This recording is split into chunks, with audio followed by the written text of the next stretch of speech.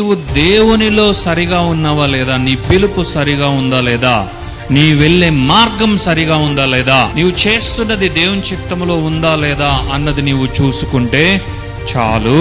నీకున్నవన్నీ వదిలి దేవుని పిలుపు ప్రకారం నీవు అడుగులు వేసుకుంటూ ముందుకు వస్తూ ఉంటే, నీవు వద్దనుకున్నా నీకేం కావాలో వాటన్నిటినీ నీ వెంబడి వచ్చేలాగా చేస్తాడు మన దేవాతి దేవుడు. దీనికి బెస్ట్ ఎగ్జాంపుల్ అబ్రహామే. అబ్రహాము కేవలం దేవుని మాటను బట్టి, ప్రభువా నీ మాట చొప్పున నేను చేస్తాను, నీవు ఇవన్నీ వదిలి వెళ్ళాలన్న అంటున్నావు అంతే కదా, వీరందరిని వదిలి వెళ్ళాలంటున్నావు అంతే కదా, నేను బయలుదేరి వెళ్తా, నీవు చూపించే దేశానికి నేను వెళ్తానని బయలుదేరి ఉంటాడు అబ్రహాము. కానీ దేవాతి దేవుడు ప్రేమతో అబ్రహాము వద్దు అనుకున్నా, వదిలేయాలనుకున్నా, అబ్రహాముకు ఏ ఆస్తి అయితే ఉందో, అబ్రహాము ఇంట అబ్రహాముకు ఏదైతే వరించి ఉందో దేవుడు అబ్రహాముకు అన్ని యాడ్ చేశాడు.